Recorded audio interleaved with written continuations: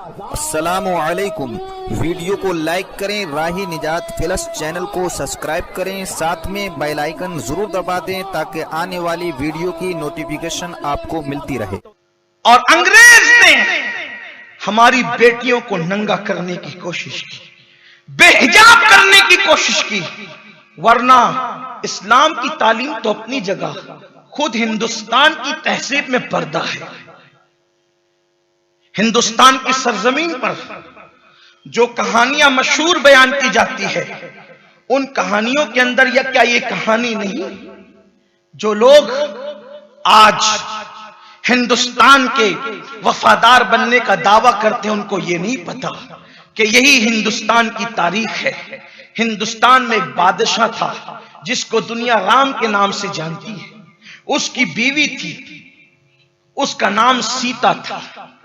सीता को जब एक दहशतगर्द रावण नाम का उठा करके ले गया, तो राम अपने भाई लक्ष्मण के साथ उसको ढूंढने के लिए निकले।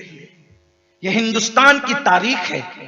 मुसन्निफ मुहर्रिर कहां तक इंसाफ करता है, ये उसकी अपनी जिम्मेदारी है, लेकिन हकायक जो भी हों, ये बात तो हिंदुस्तान में बयान की जाती है। सीता को जब रावण उठाकर ले गया और ढूंढने के लिए राम निकले अपने भाई लक्ष्मण के साथ, तलाश करते करते फिरते फिरते जब एक मुकाम पर पहुंचे, तो कहीं पर सीता का हार मिला, कहीं पर सीता के कान की बालियां मिली, कहीं पर सीता के हाथों के कंगन मिले।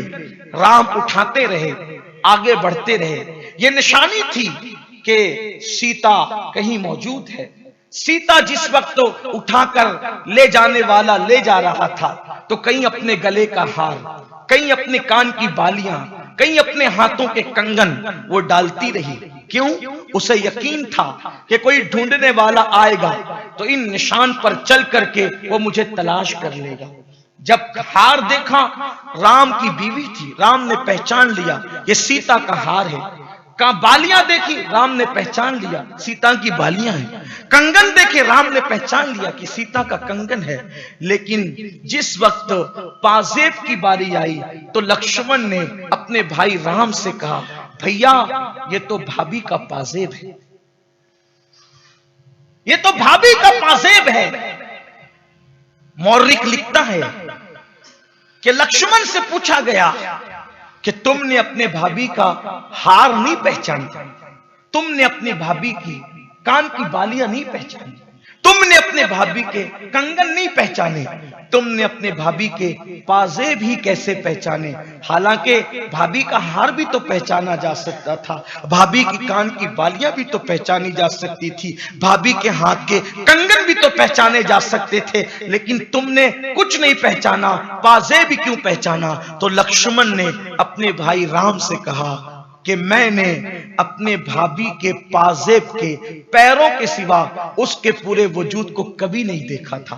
तो आखिर लक्ष्मण ने सीता का वजूद क्यों नहीं देखा था? इसलिए कि वो पर्दे में रहती थी, तभी तो देवर ने भी उसका जिस्म नहीं देखा था। अब आपसे पूछना चाहता हूं, तो जो औरतों को बेपर्दा करना चाहते हैं, वो सीता और राम के भी वफादार नहीं है, वो उनके भी गद्दार है, वो मुल्क के भी गद्दार है, और वो अंग्रेजों के एजेंट है। इसलिए कि इस्लाम तो पर्दे की बात करता ही करता है, इसलिए कि इस्लाम गैरत का और गैरत वालों का मजहब है। लेकिन पर्दे की बात तो हिंदुस्तान की पुरानी तहजीब भी करती है। अगर आज से आप 10-20 साल पीछे जाकर के देखें, तो अल्लाह अकबर, जो लोग मुसलमान औरतें नहीं हैं, उन लोगों का भी ये हाल था कि वो हमारी गलियों में अगर झाड़ू देने के लिए आती थी, तो वो भी घूंघट डाल करके, चेहरा छुपा करके आती थी। आप लोगों ने अपनी माथे की आंखों से मंजर देखा होगा। तो हमारे मुल्क की गंगा जमनी तहजीब में भी तो पर्दा है।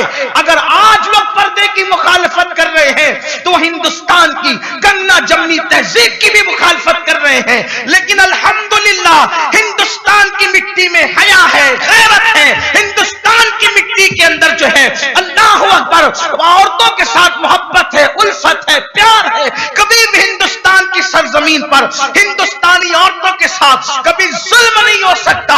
अल्लाह अकबर। अगर आज लोग हिंदुस्तान की किसी बच्ची को बेनकाब करना चाहते हैं तो वो सिर्फ इस्लाम का मजाक नहीं उड़ा रहे हैं, हिंदुस्तान की पुरानी तहजीब का मजाक उड़ा रहे हैं। लेकिन मैं उस बच्ची को सलाम करता हूं कि दर्जनों गुंडे एक तरफ चीख रहे हैं और वो बच्ची पर्दे की पाबंदी के साथ सैयदा ज़ैनब का किरदार लोगों के सामने पेश करके बता रही है कि अब भी करबला का वो पैगाम न मुसलमान मर्दों ने भुलाया है, न मुसलमान बेटियों ने भुलाया।